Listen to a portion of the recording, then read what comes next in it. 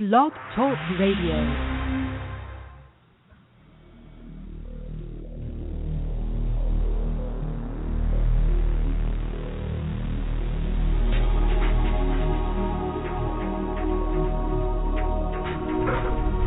Welcome to Night Shadows. I'm Stuart Best, where the paranormal is normal, where that which you thought you knew, you didn't, and where the future can be known if you know exactly where to look. All right, Larry, are you with me? I'm here, Stuart, raring to go. Well, where do we want to start? There is so much to cover, so many things going on in this world. It's just incredible what's happening. Where would you like to start? It doesn't really matter to me. Well, we can give an update to the Russian situation in the Middle East. There's been a few more things happen over the last 24 hours there. Good. Yeah, go ahead. And one of the interesting things is the fact that that Israel has been officially notified that the Russians are on the ground and, they're with the Syrian troops.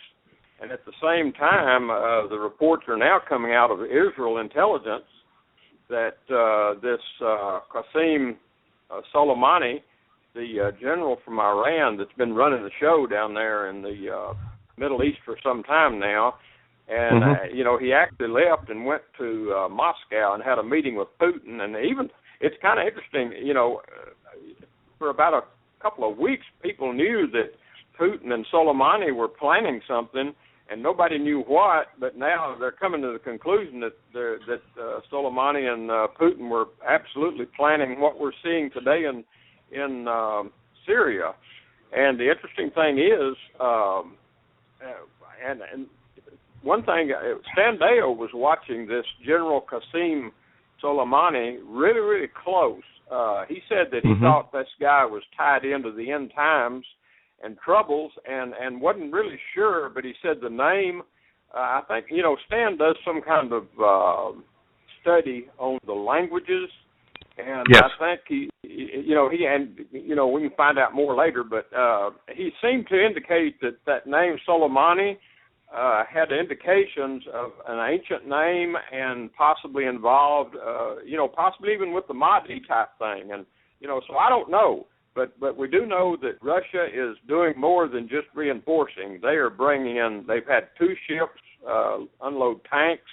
Matter of fact, there's some intelligence that's coming out. It seems to be out of the UK, but nobody's claiming the report. But they're saying that some of the same troops that are being unloaded, at the Syrian base of Latakia is right. Some of the same troops that was in the Ukraine fighting. So apparently, Putin is not only building a brand new military base there right by the Ukraine, he's moving some of the assets from that theater over to the Middle East, and they're bringing, the Soleimani's bringing in these Quds Force troops, and hundreds of them, in the hundreds, and they are joining up with the Russians and the Syrians, and that's going to be a formidable army. And so it's beginning to become a powder keg. And of course, we still know that the nuclear submarine, from Russia is en route to Syrian waters, and that'll be another asset that Putin will have off the coast there, and of course he's got some ships too. Well, of course, I think people over here have to understand that Putin is well aware of the plans of the West to encircle his nation and generally get rid of Russia. And I can't imagine that any leader is going to allow that. And so I think they're pushing him. They're trying to set up a trap, but I'm just not too sure that trap is a smart one, because he has already threatened that he would go nuclear if he had to, that they were ready for a nuclear third world war. I guess Obama has threatened the Russians and told them to back off. But could this be part of the orchestrated World War III, the Armageddon script? Do you think? Well, it could certainly fit in there, because here's really a key piece of evidence that nobody's talking about, and I have seen it in Depkafile. I've seen it in I think Ynet News and a few other Israel Hayom News, and I watch Israel News a lot. And this is what's interesting. Matter of fact, I was shocked when I saw it. There's a report that Putin has actually offered military defense of Israel. In other words, Putin has approached Israel to defend Israel against the Iranian and U.S. forces, which is, that seems strange. Should I say strange or bizarre?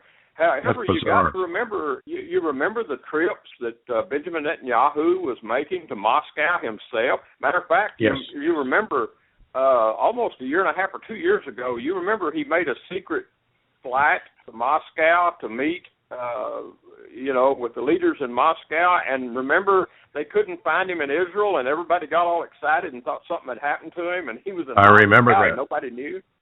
Yep. This all plays out in a really strange way. So it's possible that question you just asked, we may be moving that direction.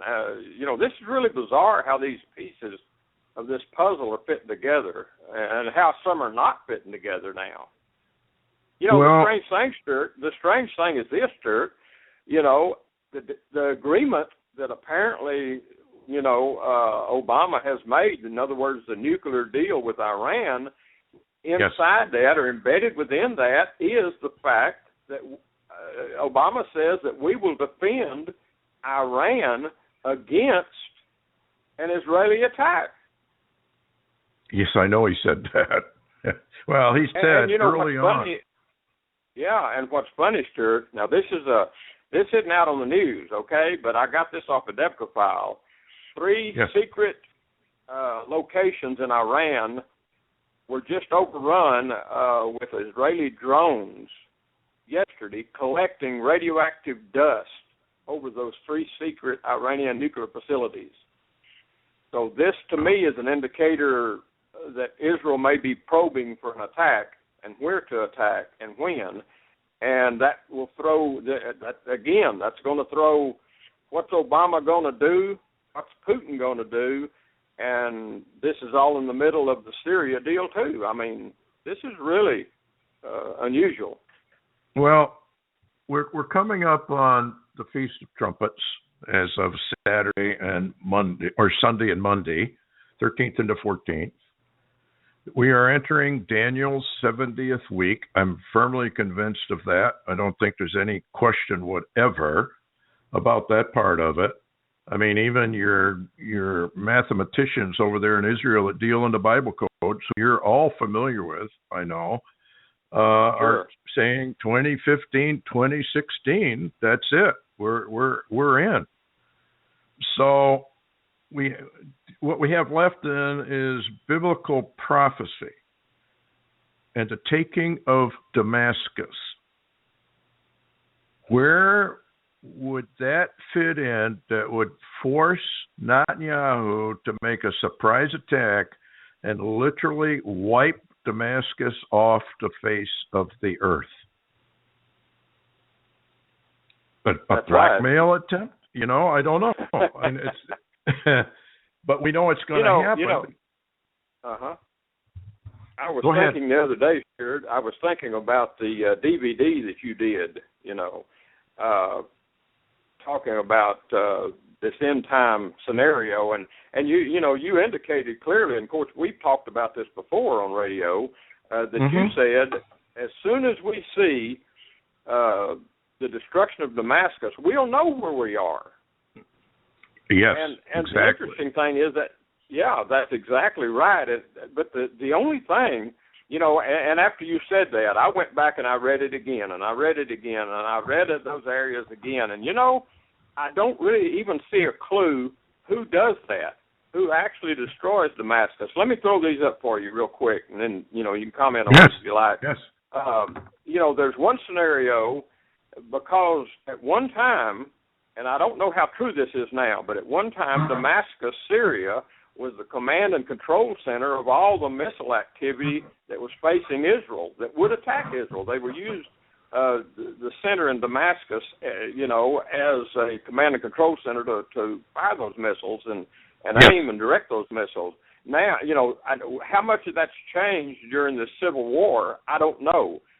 Whether Iran needs it that much, or even Hezbollah needs that much activity or command and control, I don't know anymore. But, we've got, number one, something could happen that Israel literally takes out Damascus. But then again, this is really a strange thing happening. There's rumors that actually Assad has left, Damascus, and he and most of his military and generals and his high-ranking people are in a mountain hideaway, that's surrounded and protected. Well, they probably they probably got some inside information if something's coming. I wouldn't be surprised. And then you've got the Russians now that are down on Latakia and are forming up, and really this is also at the same time a danger to the Israeli Golan Heights area, because was at one time Syrian, but Russia kind of is claiming a little of that now, because that's in some of the territory that they're working in, and so you've got, and then again, here's what's strange. We do know that Obama and his people, they want Assad gone. They want Assad over with. They want it. They really do. And you begin to wonder, who would destroy Damascus? Would it be the Israelis? Would it be the Russians by chance because something happens? Would it be maybe even the U.S. would hit Damascus? And then also at the same time, that Saudi Arabia, we've been told they've got a couple of nukes that they've already got from Pakistan and the missiles that go along with them. Would the Saudis maybe fire one? And then at the same time, I did a study one time, Stuart, because, I wondered, well, what if war wasn't what just literally made a ruinous heap out of Damascus? I didn't know Damascus is right very close to an old volcanic region, and I didn't know that, but it is. That's interesting. There's a lot of dormant volcanoes very close to Damascus, Syria. And so, but then there's also fire from heaven, Stuart. So, I wish I could tell people more clearly what might do it. But any of these really, something could happen. Matter of fact, you remember in one of the codes or something, or a prophecy, that Israel does something that goes horribly wrong. It wasn't intended, but it just happens. They called the bots had a series of. They kept calling it the Israeli mistake. That they'd made a mistake in calculations. And everybody wondered what it was because it was undefined. It was simply called the Israeli mistake. But getting back to who takes out Damascus, it says, I think, if I recall, I don't have it in front of me, but it says because of the children of the Lord, basically. So that would that would mean Israel or the United States, or both, but let's just say that triggers the Damascus takeout. That would wipe out a good share of Russian stuff that's there. We know it's there. The Russians have been there for what, years now? Oh, absolutely. They're just building up more and more. All right, so let's say that Netanyahu decides, okay, this is it. Because of this deal with Iran, we know that they're going to get a nuclear weapon. I think they've had nuclear weapons right along myself, because I do remember a long time ago, and you may remember it too, that they had done some nuclear tests over there in Iran. Yes. Yes, a number of years ago. Remember that? Yes. That might have been almost 10 years ago. I know. So, okay, maybe they've already got them.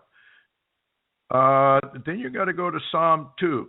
the kings of the earth get together against the Lord and against his anointed. Now, you mentioned in the last program that Putin is a wild card. He's probably playing both ends against the middle. What about Netanyahu? I mean, he knows his scripture. I would think he would have to know that the Soviets are going to come down upon him. Could it be the taking of Damascus is what triggers the hooks in the jaws of Ezekiel to bring them down upon the mountains of Israel? I mean, this thing could escalate so rapidly it would stun everybody. Well, I do know there's yeah, go ahead. Once you start throwing nuclear missiles around, it's every man for himself. Oh, I know. I read a book by Henry Gruver, and he's one of the very few people that ever really has approached the subject, but he talks about a time where there will be no Palestinian issue, period. And he says because the Palestinians will not exist anymore. And he really didn't say who did it. He thought maybe Israel had enough one day and they just took them out. But you know what, Stuart? The way this thing is setting up, I remember an old prophecy. It's very old. I read it years ago. I don't have it in hard copy, and I can't even tell you the name of the one. One of the prayer warriors is one of the old ones that walked the streets and prayed and carried a cross. Mm-hmm. But anyway, he said that he was given a dream and shown by an angel that, and this is old. This has been out a long time, and said that he was shown Israel and Russia begin to fight. Some kind of battle arises, and Russia and Israel begin to fight, and the Palestinians are in the middle. They're caught in the middle, and this battle gets so heated, it wipes all the Palestinians out. There is no more Palestinian state. They're gone. They're wiped out because they get caught in the fighting between Israel and Russia. They're caught in the middle, so to speak.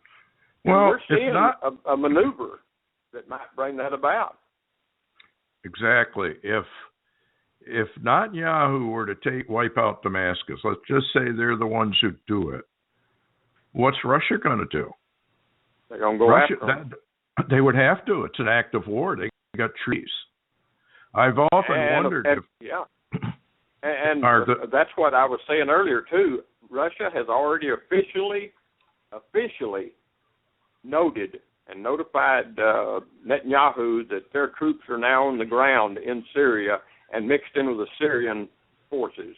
So that, if just like you said, if they hit Damascus, if something happens, they hit Damascus, Russia, that's a hook in a jaw if I ever heard one. They'd have to come down. They'd have to be drawn forth. Now, this is interesting because in Ezekiel 38 and 39, when the hook are in jaws and they draw down Russia and her allies, it says that at the same time that they're down on the mountains of Israel, they think an evil thought, and they go up to the land of unwalled villages to take prey, take a spoil. That's America. That's Babylon. We're over the North Pole from them. They could come up and take us out. It says that we are gotten rich in cattle and goods, that we dwell without gates or walls, that we're a land at peace. And all of a sudden, with virtually no warning at all, we're virtually taken out. Now, if I was a Russian general and I was strategizing, I would want to neutralize everybody I could before I made that, before I, really went after Israel in a big fashion. Well, who's the defender? We are. Well, I don't know if we are anymore with Obama, but we were supposed to be. We're supposed to be. We were supposed to be. So I've always said to people, look, if you see Israel being attacked by whatever forces they are using at the time, you probably got only a couple weeks before America goes down. And you'll find that in Jeremiah chapter 50, 51, Isaiah 47, Revelation 17 and 18. That's us. That's America. It doesn't matter whether people believe it or not. That's who we are. And we're going to get taken out by a sudden surprise attack. And I think it's down the road a bit, but, this thing escalates so rapidly. That's you know? True. So... one of the things that, and that might cause a delay in that is there's some, in the mix of some of the rumors about Soleimani and Putin, of course, both of those claim that, the U.S., the CIA, Obama administration is behind ISIS and has been all along. Yes, we created it. And so the one of the purposes that I've heard rumored, and a rumor, of course, is unproved fact, but I've heard rumored that the first target that Russia's going after inside Syria is going to be, they're going to hit ISIS, which to them, they're hitting in the U.S. I mean, they're hitting the U.S. asset, so to speak, that is threatening Assad. And they really are threatening Assad. There's no doubt about it. He's done about all he can do without help. And so the big force that they're building, they're inside Syria, which will, of course, it has Hezbollah fighters, Syrian fighters. You've got Iranian troops that were already there, some of them, but they're bringing in new ones and fresh ones from that Quds force. And you've also got the Russian Marines coming in. They're going to have a formidable force, and the data, if it's true, is that Putin first is going to defend Assad and take out ISIS if he can, all of ISIS. And so that may bring a little delay if that begins to occur, but at the same time, that's going to put the U.S. on defensive because that's going to mess with their plan, with the exception of, you don't know which way Iran would go, probably with Russia, and Assad. Well, I think so. Yeah, they are listed as allies.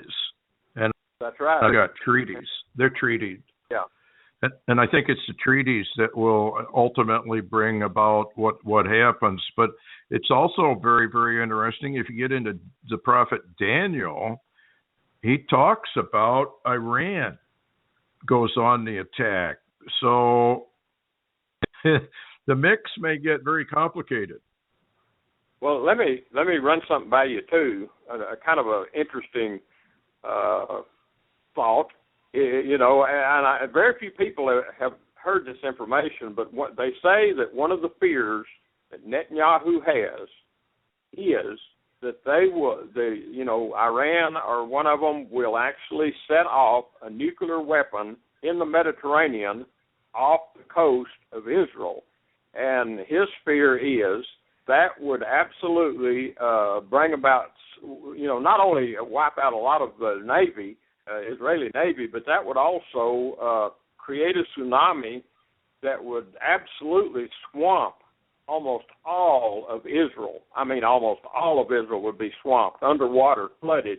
And then the forces, the other forces could surround Israel and in time fight their way, to the center and actually take Israel. So he's worried about a bomb, a nuclear weapon going off in the Mediterranean to create a tsunami, and that apparently is an intel plan that they've got wind of that Iran wants to do. Of course, we know there's lots of other missiles. There's thousands and thousands of them pointed at Israel all the time, but that's one of the concerns, and that's why. And what's interesting, you remember when Michael Drosden wrote that book? Matter of fact, he's the one that brought up and actually the threat against Netanyahu's life, and the assassination threat in the first administration that Netanyahu had. Well, Drosden also, in his third book, he wrote three of them. The third one, actually, he run across or stumbled across data that said, and he wrote this in his book, number 3, Bible Codes or something like that, I think was the name of it, number 3. He said that there was some Torah code information that seemed to indicate that radical forces already had 4 or 5 nuclear weapons, and they had them hid. In other words, like the Al Qaeda type. And said that he approached Mossad and the Israeli intel people, and they agreed with him. They knew that somebody else did have those weapons, and that they had data that they were buried at a location. I'm not going to say where that location is, but we're fighting over there right now. Actually, maybe like Yemen. I could use Yemen for a word, but anyway. So Netanyahu and his administration has always been worried about the singular nuclear weapon that could actually create the tsunami.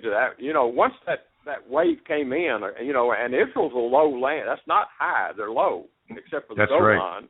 Yep. A tsunami would literally, and you have a tsunami taking out their harbors. That's all their harbors. Haifa, those other ports and stuff on the Mediterranean. I mean, that's going to. You could almost take out all of Israel with that one tsunami. And then go in and fight them. Tel Aviv would be toast. Totally. Oh, absolutely. Huh.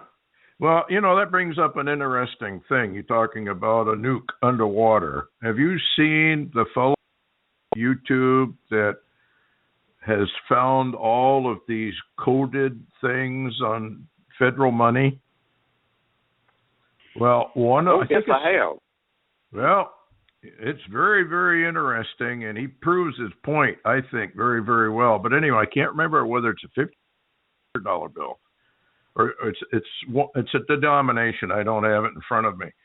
But when you fold it over, it looks like a tsunami is coming in on New York City, and it arrives as missile. There's a missile that they hit the water, and they cause a tsunami that way. And when you were mentioning a nuke going off and virtually eliminating Israel, which it would, I mean, maybe they've come up with a new plan. Why nuke the ground if you can nuke the ocean and wipe everybody out with a tsunami? Well, it's funny you said that, Stuart, because I don't know the date. It's been a year or two, not at the most. Augusto Perez was shown. He had a dream vision and he was shown. It was like he was up in the air, if I remember it correctly. I think he called it on his website the East Coast Tsunami, but he said it was off of Maryland, back up in the east there, New York, Maryland, back up in that way, and said that. He was up in the sky, and something happened that caused the water to rise up. And he said all of the water. He said below the water. He said the basin of the ocean there was all stirred up and dark. Like something had stirred it big time. But he had no clue what it was. But he said it caused an East Coast tsunami. And it's listed on his website. It's strange that you brought that up because he had that experience and a warning, Well, didn't he say that Florida was going to get taken out by a tsunami? That too. Yeah. It's a 923 stuff. I'm kind of wandering here, but there's an ad. And I'm not even sure what it's for, but they got the camera angle down almost at the ground, and they're looking. And as it kind of slowly goes by each of the people, you see this meteor coming overhead on fire, large, big smoke trail. They get to one guy. He opens up the book, and on the back of the book, it reads 923. Now, there have been a lot of indications of a meteor strike. Who was the fellow down in Puerto Rico? Do you remember? He had a vision, and his visions have always been correct. I think Augusto knows him. I know who you're talking about. I can't think of his name, but I know exactly who you're talking about. Well, he said that a meteor hit down there. off the coast of Puerto Rico. Now, the movie Deep Impact also portrayed a hit, and the coordinates that they gave in the movie are just off Puerto Rico. Now, if you took a Google map and you find that coordinate, and if a large meteor were, it would cause a tsunami that would take out Florida and all the way up the East Coast. Oh man, yeah. Now you remember FEMA and Region 3 and right. all the preparations for Region 3? Well, maybe they're great for the time. I think it was James McKinney who said they have the ability now, I don't know if it's HARP technology or what it is, to actually simulate a meteor impact event. In other words, it's a false flag. Right. So, but it's all over the movies. It's all over TV. It's even in the cartoons that from about 9/21 through 9/28 that America goes down. So, I don't know. Yeah. I'll tell you what, there's a lot of data. As a matter of fact, interestingly, we shared on the last program we did, I was talking about the Tor codes that they had run that really kind of throw up a red flag, so to speak, for this September the 14th, Rosh Hashanah, and September the 23rd, which is Yom Kippur, And it's a time frame that we're actually talking about in 2015, and of course the Torah codes, they're having problems from what my understanding is with data, coming in on the Torah codes of 2016. But one of the words that they do have in a Torah code for 2016 it's actually the Hebrew year 5777, which is 777. Is the name Messiah, and they for a while they could only come up with the term Messiah, but they have now two other words that they found in the code with Messiah of 2016 or 5777 is the way they put it, and that is Messiah is coming. Yes, that's brand new. That's not even out yet. I think it's going to be out shortly, and maybe on the Watcher series, but. That's new data. That's not even out, but you got it now. Is it Schmearson? Is it Rabbi Schmearson there was a Rabbi Schmearson? Yes. Okay. Is he still alive or did he die? I think he died. I believe isn't he the one that did a prediction or messianic prediction and then he died or something? I think so. Yeah. Well, it's 20. I was confused about 2015, 2016 on all of the Bible codes. You go on YouTube, you can download them by the hundreds. But what's very, very interesting is everything that they find. You find the 2015, you find the 2016, and I'm scratching my head and I'm saying, well, why is that? Well, it's because as of Sunday, we're in 2016 as far as Israel's concerned. You're That's exactly when we right. pass over. So that's when their year changes right there. Right there. So when you talk about September 23rd, 24th, 22nd through 28th, you are already talking 2016 on their calendar. That's right. On their calendar, it's 5777. Exactly. So that's this fall. That's now. Yeah. That's not next year. And that is why I think I was watching one of the, I don't know if it was the Watcher, they had a little trailer out, and they had this rabbi going through it. He's one of the politicians over there, one of their best. Oh, yeah, that's Glazerson. That's going to be the Watchers 9 that hadn't came out yet, but they've got the trailer. And that's Rabbi Glazerson, and he is really, really good.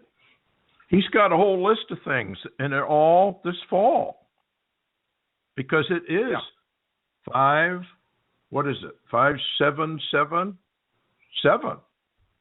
Yeah, and the number 777, and they say the 777 is a messianic number, a Messiah number. I think it is. In fact, I'm positive. Number 777 is popping up everywhere. If you're looking for it. In fact, if a friend of ours called in talking about 923, she went to watch her grandkids play, I don't know if it was basketball or whatever, and these 3 girls are sitting on the bench. They had the jerseys 9-3. It's everywhere. If people are watching, that number is showing up everywhere. So, okay, you remember the meteorite that hit Russia? Yes. It occurred. Yeah, it occurred at 9:23. The train wreck in Philadelphia. It occurred at 9. That one. Yeah, I didn't connect that one, but you're exactly right. You know, this reminds me, and I'm not trying to say, we're picking at straws anywhere, but this reminds me of the movie Knowing, when all those dates and things were in there that all come together. 923 shows up in that movie all over the place. Wow. It really does. It does. Yeah. The train wreck in Philadelphia, guess when it occurred? 923. Now, my point about 923 and 9/11, they're virtually the same. In fact, if you add, I can't remember. I don't have it in front of me. But anyway, they're virtually the same date. Because what they're doing is they're using, and this is how the Illuminati work. They turn things upside down, or they use 2 or 3 calendars to confuse people. That's right. And if you take 9/11, which is IX and then XI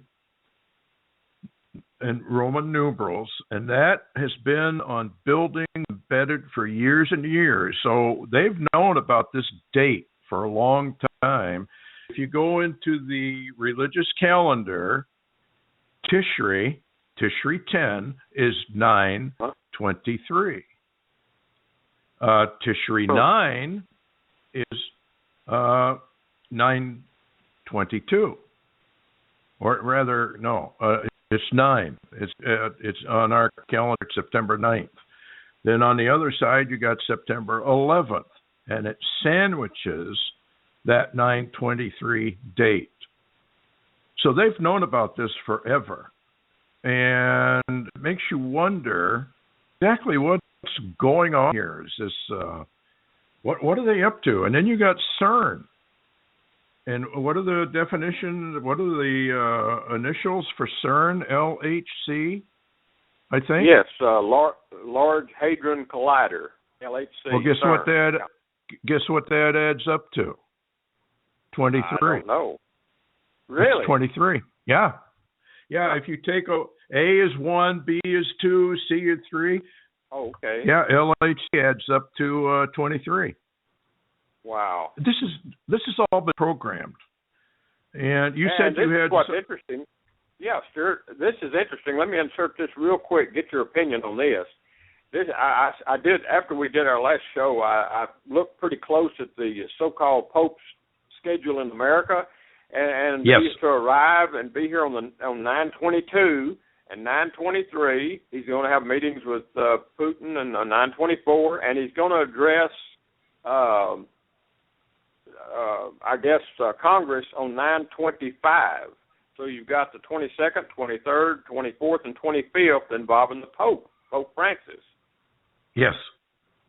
It's amazing. Why is he over here? First time in the history of America he's addressing Congress. So and nobody knows. I mean, it's a secret. I mean, from what it's some kind of secret. Well, I think he's over here to announce the New World Order. Let's get into that a little bit. If you're going to birth something, a pregnant woman will tell you the water breaks, and then the birth occurs, right? Right. So we have Madonna, who in one of her shows, stands before something that looks a lot like the Hoover Dam and gets into the birthing position. And we have The Simpsons, we have Evan Almighty, we have the San Andreas Fault movies, all of that, and the Hoover Dam breaks in every one of those shows. The water breaks, and who comes to Washington? The Pope to meet with Obama. And I have my own opinion as to who Obama is. I think it's plain as day. I think it's been revealed to those who have eyes to see and ears to hear. This guy is, they better start watching him. He made a statement in a speech on October 29th in 2008. And he said in that speech, I will change America and I will change the world in 1 week. Now, if you're familiar with Daniel's weeks, that's 7 years. The date of that speech, and you go 20 days, arrives at September 23rd, 2015. That's amazing. It is amazing. And That's amazing. You remember Joseph? You remember Joseph had the dream of 5 or 7 fat cows, and then 7 lean cows. That's right. And it was 7 years of good and plenty, or relative good and plenty, and then 7 years of virtually nothing. So are we out to enter 7 years of virtually nothing, the lean cow years? I think we are. I'm getting more and more convinced as I dive into this thing that if we did not have Israel's taking on June 7th and coming forward exactly to September 23rd of this year, you wouldn't have much to stand on. But it happened, and it's in prophecy. And Obama has risen up. He's consolidating his power. Obama can do anything he wants. Nobody says a word. The Supreme Court won't hear anything about it. Congress does nothing about it. Why? That's exactly right. So if they won't, why not? Because I think they've been told he's untouchable.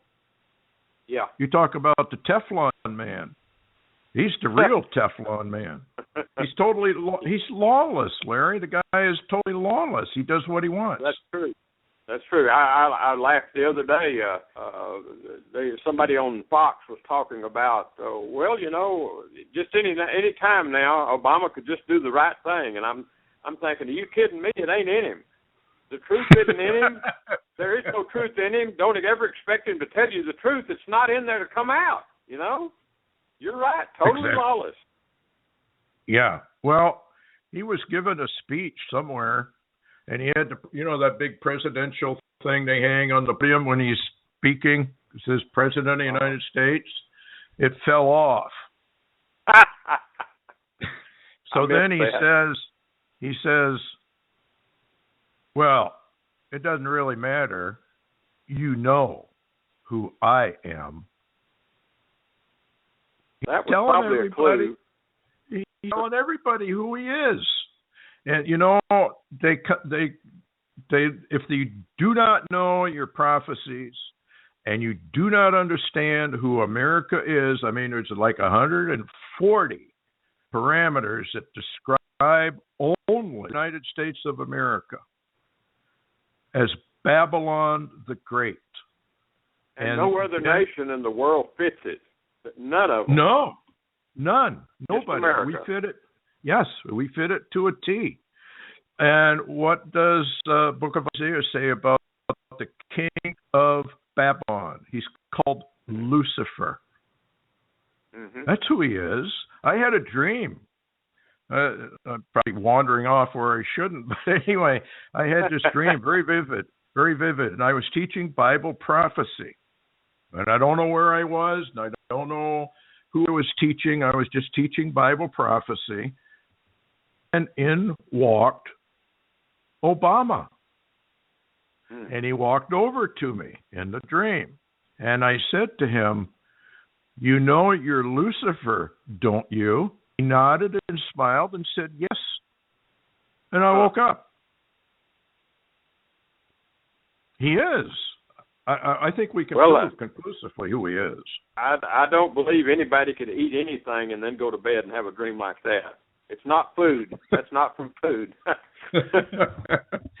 It was a very strange, very vivid dream. And I think this thing is coming down upon people, and they're not aware of what's coming. They have no clue. The Christian church is so apostate.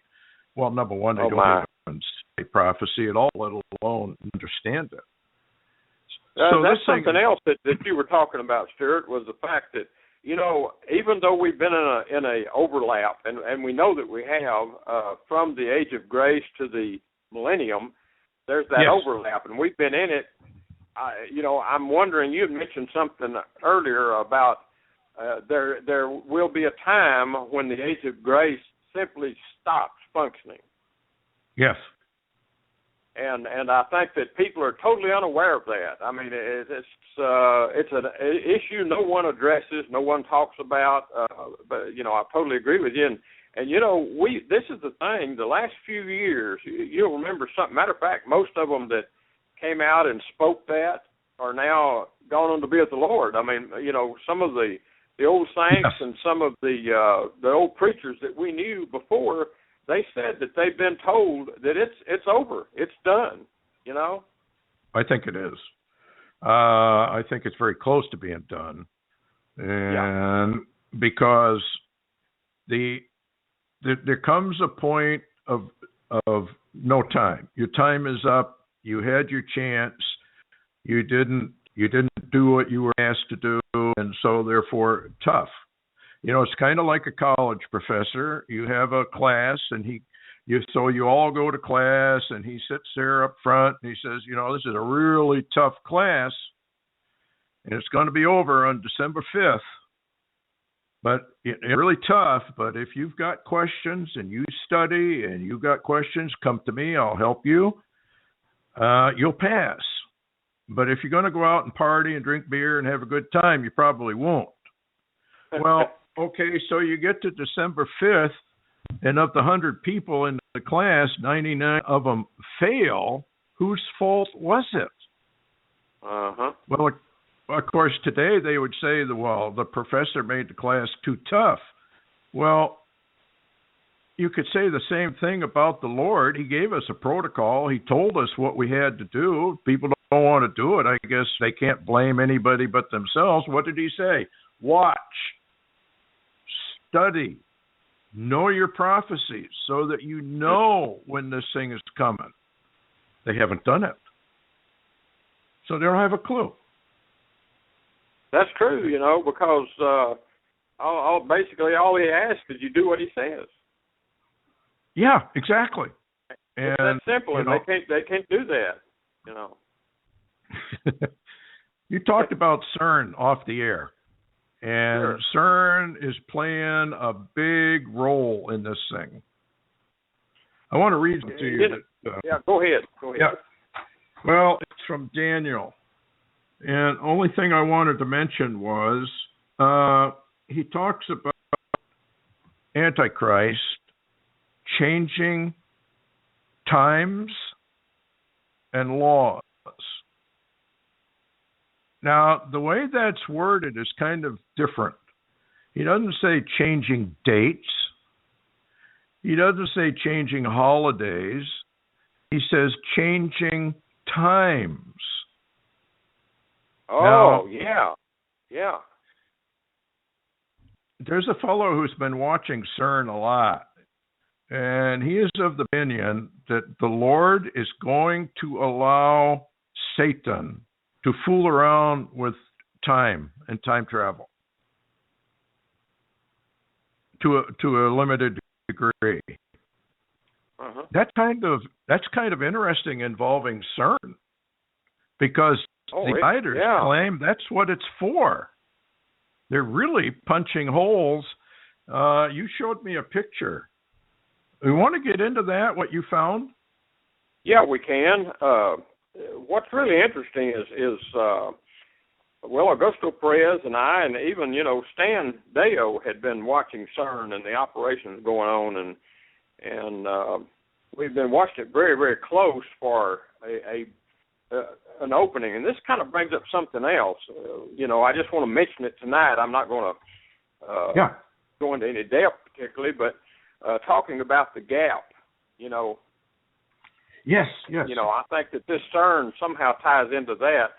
But the photo, if anybody goes to my blog, and you may have it up, I don't know, but on my blog for today, Newsflash number 2, I posted images that were put up, and actually a YouTube video link that had been put up. The title was "CERN Opens Black Hole to Another Universe?" ?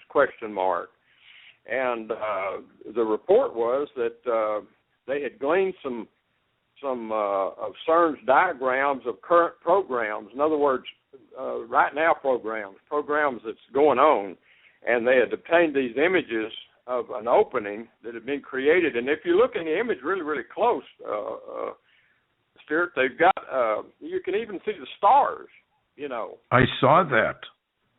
Yeah, and so anyway, we've been watching CERN really close because of what they've been trying to do, and there's been a lot of people with different opinions on where they were going with this. But Daniel Holdings has wrote in about 3 of his books, actually, that he connected CERN computer with HARP and actually opening portals and wormholes and working that kind of thing. And then we know, of course, all the prophecies and all the a lot of babble for that type of operation.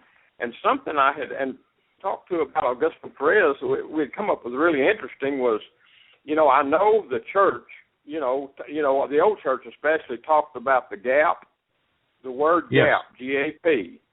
And actually, if you look at the word gap in Ezekiel 13:5, and I'll just read that from the Amplified, it says, "You have not gone up into the gaps or breaches, not built up the wall for the house of Israel, that it might stand in the battle in the day of the Lord." Now, we know when the day of the Lord is, Stuart, and it wasn't yesterday. Mm-hmm.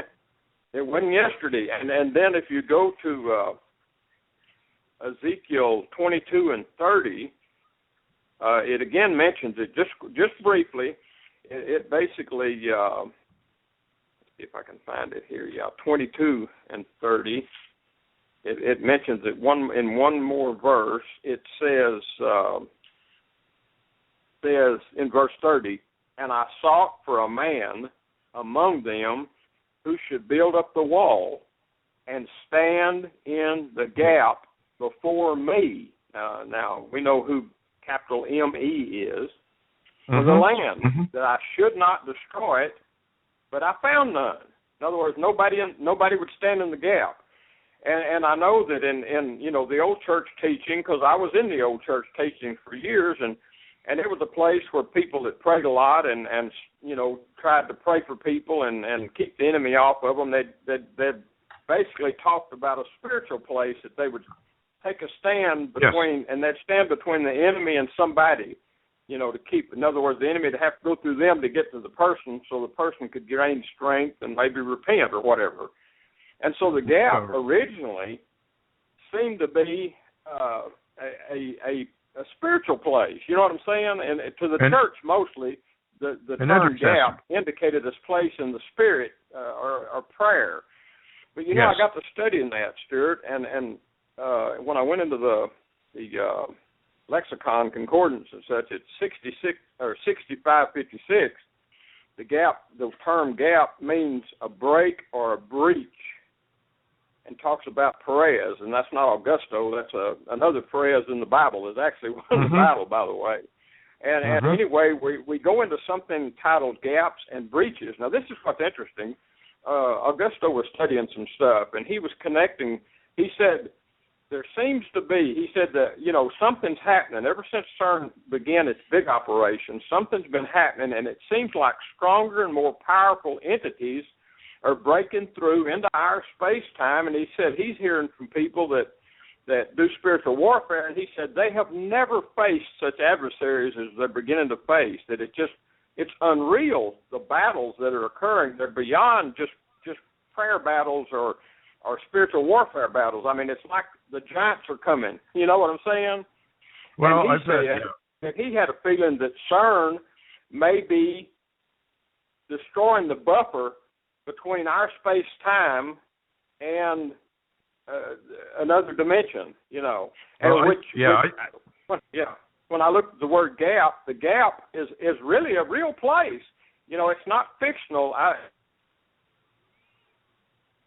Spiritual fictional place.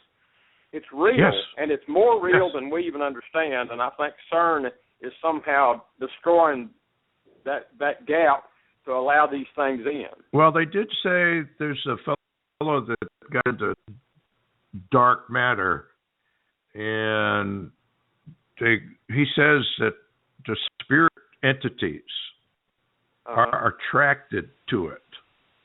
That they've evidently even had pictures like the ones you show of looking into another.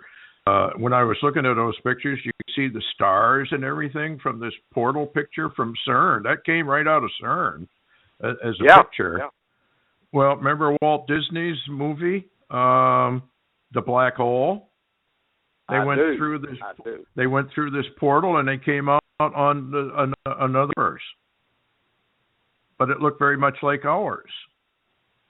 So if our time-space continuum is actually controlled by electromagnetism, and you start fooling with it, well, then the veil starts to lift. Remember Red Elk? He said the veil's going to thin, and you'll be able to see. Remember, and you'll be able to see all these strange creatures. I remember Ina down there in Oklahoma. She went out and she said she saw what looked like, I guess, a mastodon that had walked across. And then, remember? And went behind the barn, and it went behind. Well, she said she went out there and couldn't see anything. Wasn't anything there. Well, what was she looking at? A veil? It must have been, Stuart, because I talked to her after that, and she said that there's an area in that right there on their property. There's an area there that they can actually hear people and cannot see them. It's like they're on the other side of something. They can't find them, but they're talking. It reminds me a lot of. It reminds me of that picture or the story about your dad and what he said about the town that was there but wasn't. Yes, exactly. There was a story of a small child. Evidently, there were a number of people. They were having this big outdoor party, and there were people there. And the child disappeared, but they could hear him crying for his mother. I don't think they ever recovered him. If this thing is contained by electromagnetism, it's a kind of a shield that keeps everything where we are in our time space. If you have glitches in there, you're going to see things that you would never believe, like in the mist. They punched a hole, and these things come through. In Burlington, Vermont, there was a couple of ladies that were closing down a restaurant, and they said they saw this great, huge creature walk by and kind of went into the Lake Champlain where they were. I don't know if it was a Champ or whatever, but it makes you wonder exactly what are we seeing when this veil thins?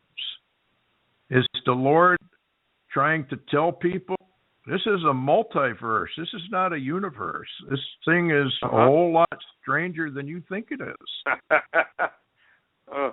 Well, it reminds me also, Stuart, you remember all the reports, and they're still coming out around Idaho and Colorado and up in that region. I'm still hearing reports of people sighting what they call pterodactyls.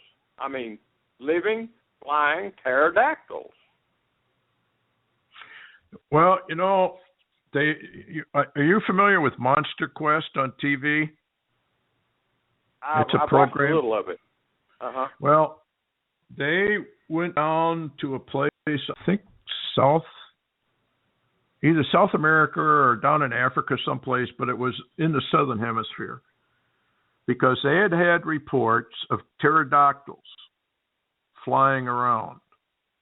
So they went down there, and although they did not photograph anything during the day, they did photograph these huge birds that kind of glowed in the dark. They were iridescent, like firefly. And the only reason I'm bringing this up is I knew a guy from California. His name Carl Story. He's dead now, but he took me down to a place down south of Dallas, Texas, where the so-called dinosaur tracks are. Oh yeah, Glen Rose. I know what that is. Glen Rose, yeah. Well, I went down there and I walked that whole area. And anyway, during the course of that, one of the guys down there that runs some Genesis museum or something like that, we took him out to dinner. And he tried to talk Carl into financing a trip to get or catch a pterodactyl that he claimed were there, and they would even carry people away if they could get a hold of them, that they glowed in the dark. Well, wow. Carl laughed, his buddy laughed, I laughed, and we thought, well, the guy just wants money. But then when Monster Quest went down there and saw this, and I think Steve Quayle on one of his, he's got a picture of these old timers with guns. Have you seen that? Holding up a pterodactyl. I think it's real. That picture on Quayle's site. Hey, was the guy's name by chance Carl Ball? No. Oh, yeah, I think it was. Yes. Yeah, I think he had a museum down there. I know about his museum. Yeah. Yep, I think that's who it was. Is he still around? I think that he is. His name was Carl Ball, B-A-U-G-H, and he also had set up some type of a containment inside there and changed the atmosphere to where it was like before the flood, supposedly, yes. and really changed the animals that he put in there. They changed. Yes, I saw that. He showed it to us. And very fascinating. Yeah, what he did was he increased the oxygen supply, and I think the pressure. Mm-hmm. I think a lot of people don't understand that the Earth expanded during the days of Peleg. Right. Which caused our continents today. And I'm a believer in the Earth is going to expand again. In fact, is right now expanding. That gets into the core. And remember the movie Core? Sure, and that's what Stan Deyo. I talked to him the other day, and he says the Earth is expanding now, and he says that a lot of the sinkholes that are showing up now is because of the expansion of the Earth, and it's like weak spots are being created everywhere. Absolutely. He's right. And we got rifts developing all over. And, I think the Bible even says it does. It says hell expands daily. Now, we always remember, and we would apply that, as we got to have a place for all these lost souls, but I think it's really talking about the Earth expanding itself. Uh-huh. And was it the core where the sun was pumping energy in or something like that? Or was that 2012? The sun was pumping energy in that movie 2012. That caused all the rifts of the continents again and all that upheaval. But in the core, I believe it was they had done they actually did one of these experiments, and maybe like CERN, they had some type of black project secret weapon that they fired down into the planet, and it stopped the rotation of the core in that. Yes, they did. Yeah. Yep. Well, what do these people know that they got to being fed from Hollywood? Hollywood has to be fed. So a lot of these scientists, if they talk about, for example, Planet X, they don't live very long. That's true. So, it gets very, very interesting because, again, did you see the Navy, the recent Navy ads? I think they were released in 2014. They're celebrating this year the 239th birthday of the U.S. Navy. And they keep repeating the 239th birthday, 239 or 923. Wow. They're putting it. And what's fascinating about it is in one of those ads, they have what is obviously a red planet showing up in the atmosphere. And it's kind of like the Navy is here and we are here to protect everything. Okay. Now, if you go into the Book of the Colburn, it says that when Planet X approaches, that the valiant ones go out and attack it. Uh-huh. So, do they know how close it is, or one of the bodies of its solar system? It makes you wonder, doesn't it?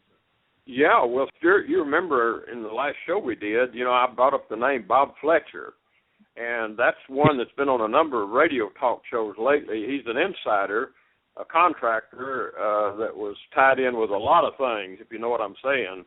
And he's the one that we was talking about his rendition of Planet X, and it is coming, and he says we will not be warned ever. And he's the one that did come out and admit, he says they have a something like a star destroyer or destroyer weapon already built and already in space, ready to use, and they can move it. And he said it will destroy a complete planet. It has that kind of, and I believe it's like you said. You mentioned Tesla. I believe it's a Tesla weapon, probably, but it's a particle beam. I think he indicated some type of particle beam weapon that was. He said reminded him of the Star Wars. Death Star? Destroyer. Death Star, yeah, like a Death Star. It's out in space. And he was afraid they were going to use or try to use it with incoming, and that's about all we could get out. His name's Bob Fletcher, though. Augusto had him on a radio show just a few weeks ago, and he actually began to talk about that. Now, Augusto has had experiences again, too, and warnings about a Death Star, which is really odd. Oh, really? You can find it on his website, and we can get him to maybe later on talk about it, but this guy actually came out and said, they got one. It's built. It's ready. And he said, I'm afraid they're going to try to use it. And he said he was afraid what might happen to the Earth if they did, Well, yeah, because Tesla himself said he could destroy the planet. In fact, right. he more or less indicated they could even raise havoc with the sun itself. And it makes you wonder if maybe that's not what, the interesting thing is, with the last program we talked, I said Ed Dames even was trying to drop hints that the ETs, so to speak, or however you want to term them, were involved in our sun, what he called the coming events, a series of flares. And, it makes you wonder who's really doing or who's behind some of this activity, really strange activity of the sun lately, that is, especially with the magnetic filaments that are beginning to build. We never heard about magnetic filaments before. We just had the sunspots, and now magnetic filaments are rising on the sun and exploding. And it's all different. Well, it's kind of like the Mayans. And there's a fellow, what was his name? Paul LaViolette, wrote a book about ancient folklore and mythology. and took a very scientific approach to it and said, we're making a very, very big mistake claiming that it's all mythology. It is all too real. And he talks about, that's where when I did the movie documentary on Blue Star Shining, if you remember, that was based upon the Milky Way core, the black hole in the Milky Way. The Mayans claim that the black hole at the center of our Milky Way actually is what controls all the cycles on Earth and in the sun. And that periodically, you may have seen the pictures they had, it's maybe a year ago, where they showed these huge spouts of gas emanating from the core of the Milky Way. I think I did see something. Those pictures were taken a year ago, but that event must have happened probably 26,000. How long does it take for stuff to get here from the? It's a long, long time. His point was that the Milky Way, the core, erupts periodically, and it sends shock waves from the core outwards. And that what ancient mythology is trying to tell us is that there is a shock wave approaching. We can't see it because it's not here yet. And he says when it hits, it's total devastation. Now remember, Jesus said, we are going to have a time of trouble unlike anything since the earth actually began, I guess. That's right. It's like a whole group of things. We got the destroyer coming in that is irritating the sun. So we got CMEs. And if we have this shock wave, it's like everything is coming to a head. Convergence. Yeah. Total convergence. Nothing we can do about it. Well, I'll tell you what, it makes you think back again. You know, I remember, the other day I saw your city of Tithonia, on the internet, and the non-event. I remember when. Yeah, the non. I remember. We had talked about that. Your first that when you put that out, what was the name of that? The Red Star. Now that you ask me, I can't remember. Well, it was, you put it. Project Red Star. Project Red Star. And what we did not know, and found out later, actually, I found it on a website out of Italy from a guy named Scantamburlo. There was a secret project named Project Red Sun, I believe it is. Yes, it was. Yep. Yes. And what you didn't know is even Art Bell wouldn't talk about your Project Red Star. They wouldn't take it. Yeah, well, you told me on the phone that you'd been kind of told that it was a non-event. And it turned out to be exactly a non-event.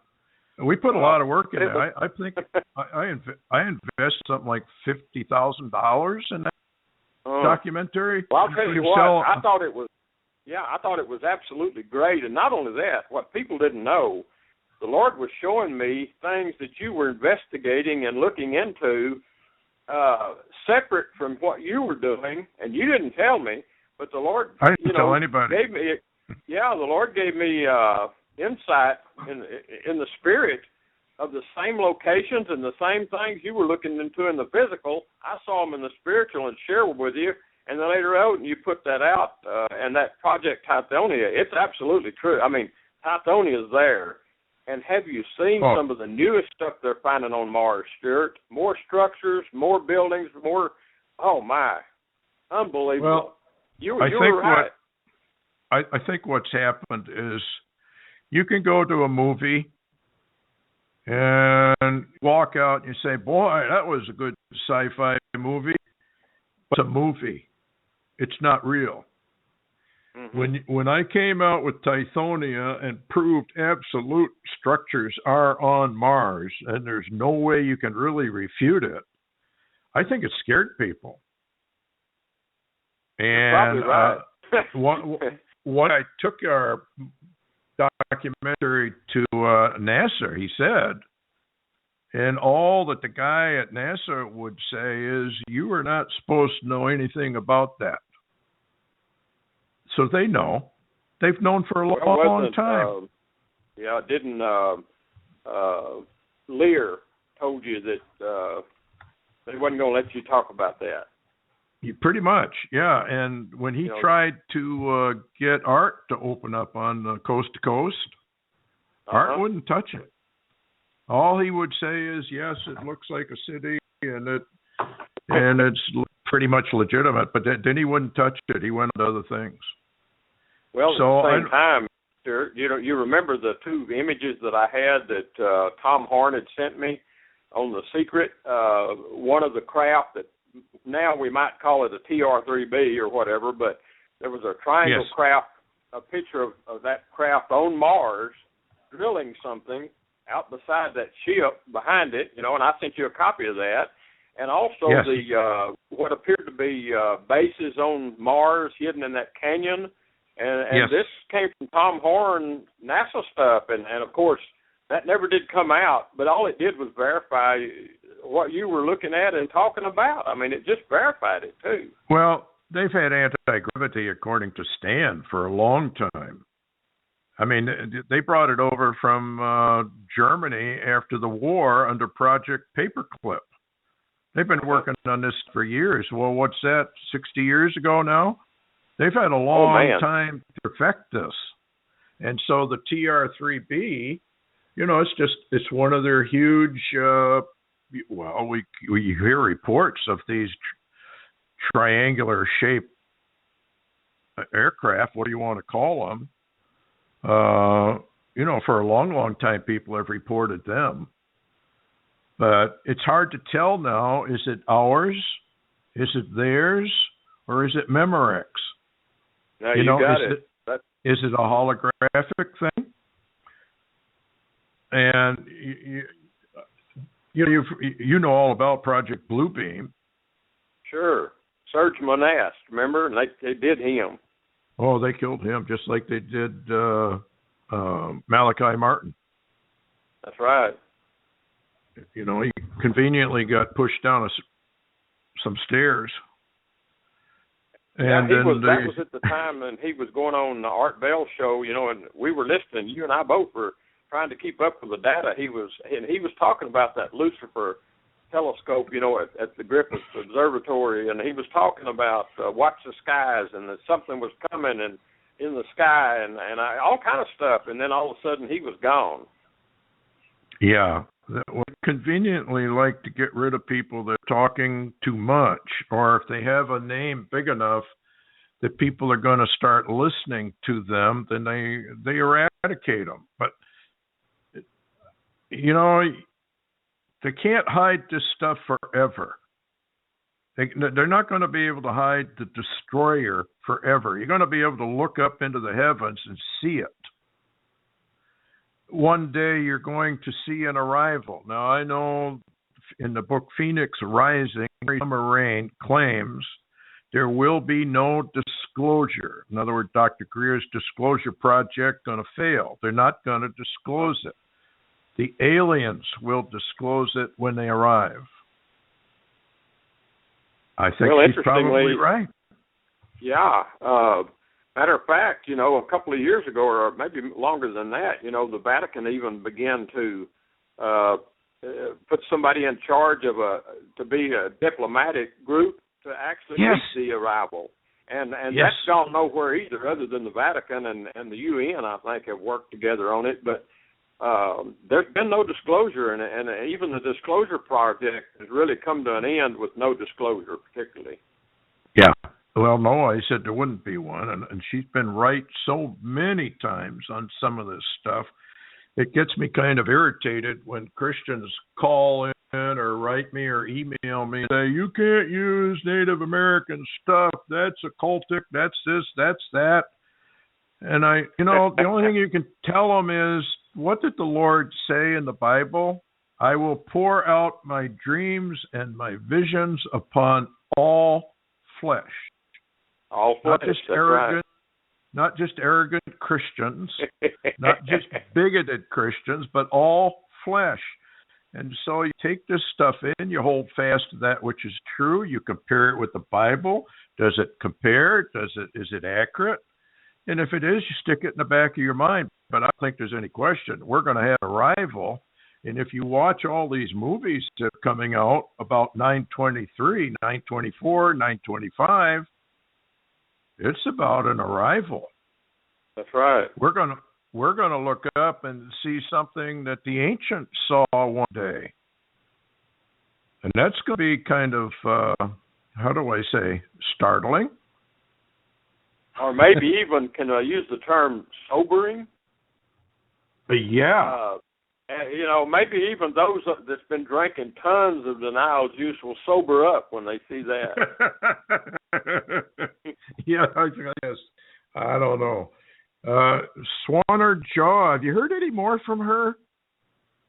No. What I had heard was that pretty much governments had shut her down. She was too accurate in a lot of her data, and they first knocked her off of her website and her blog, and she tried to go around those, and I don't even know if she's still alive, actually. But she was really coming against a lot of stuff, and it was the truth. She was telling the truth. She was dead center accurate. Yeah. And the only reason I brought her up is because when you mentioned denial T, because she was saying that everybody lived by the river denial. That's true. And I think that's where we are. I did hear a rumor the other day. There were some reports being battered around that Sarcha Fall is linked to the FSB. Oh, I think so. Yeah. For a long time, of course, every time you or I said anything about anything that came out on that website, we was nuts, they was nuts, and everybody was nuts. The whole world was nuts. And but there is some reports now that, of course, they were indicating an old religious order. They were part of an old religious order. Well, the old Orthodox Church, ran out of Russia, and the FSB, of course, is what the KGB basically turned into or transformed into. And they may consider themselves a religious order, KGB. So, yeah, I mean, some of her stuff was disinformation. Some of it was misinformation, but an awful lot of it proved true. 2 to 3 or 4 weeks later, you'd read it in another reputable magazine, and everything they had said was accurate. That's true. So, I think people shouldn't be mocking. They should be listening. But, you can't tell people what to do. They're going to do what they're going to do, I guess. What else have you got? We got 5 minutes left. Anything you want to impart? Well, one of the things, is just there's a lot of data coming down. I guess we should talk about incoming as far as rumored asteroids, and there has been, Stuart, recently a lot of fireballs, and this has just increased and increased. And we're having them, really all over the planet at different times. There's been little report of them, but these have been occurring, and it seems to be an increase in those. And, well, wasn't there an impact in Iran? Well, they said? Now that's another one that was kind of interesting. There was a report of an impact of a big one in Iran, and this is what's interesting. Immediately after that impact, and of course they said there was one impact, and then across Iran there were multiple impacts of smaller ones. But later on, Sarcha Fall came out, and this has proved to be true. Just after the impact of the larger one, there was 2 Russian showed up at Iran's harbor, and the sarcophagus was claiming some kind of link to something that had been shot down, some type of possible UFO or craft, or whether it was asteroid or something. That these ships were there to take into custody these the parts of whatever this was that had came down. So that if we only knew what was really going on around this planet all the time, we'd know there's lots of secrets. Mostly secrets. It's kind of like Psalm 2. People say there is no conspiracy. Well, what do they think Psalm 2 is? It's a conspiracy. It's a total conspiracy, the biggest one, actually. Yes, it is. And as a matter of fact, what's interesting, and I know a lot of people hadn't even read Psalm 2, not very close, but Psalm 2 is a multi-dimensional conspiracy. Yes, it is. It's a war, and we are involved in a big war. I think it's a turf battle. Satan wants his turf. He wants to keep it. He don't want to give up his leasehold to Jesus when he comes back. He do everything he can to keep it. That's why I was kind of considering the possibility that CERN is a frantic attempt at time travel. If they could literally figure out how to time travel, not to observe, to actually go there and alter the times. In other words, skew the timelines, like Back to the Future #2. If they could do it, look at the damage they could do. In fact, there's a cartoon. It's called Ninja Turtles, and in one of their things, they have a portal, and dark matter begins to come out of it, and then this entity comes out, and he says his name is Draco, and he says, we control time and space. We are unbeatable. And we are here for revenge. Makes you think. Why are they putting this in kids' cartoons? Unless there's something to it. I mean, you talk to the insiders at CERN, and some of them will tell you, no, this is really time travel. It's what we're really all about. This punching a hole is part of it. But you remember Red Elk. Red Elk claimed that there were certain creatures like Bigfoot or Sasquatch type creatures that could actually travel in time. They literally could. And I know a lot of people don't believe that, but Red Elk knew a lot more than he told people. And everybody. I think you're exactly right. I think you're right. They would try that, and they probably are working on that. Well, everybody mocked Red Elk, but I brought him to our house, and he stayed with us for 3-4 days.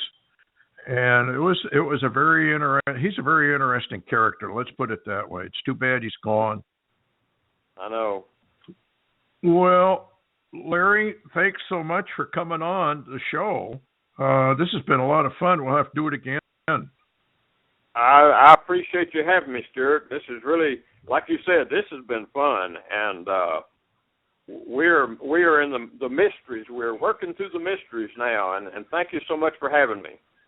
Oh, no problem at all. And we got to have you back as soon as we can, and do another one. There's so much going on, I mean, it's just absolutely. I'll be happy to come back. We'll just set it up, and we'll do another when you're ready. Okay. Thanks so much. Take care of yourself. Yep. Same to you. That's about it.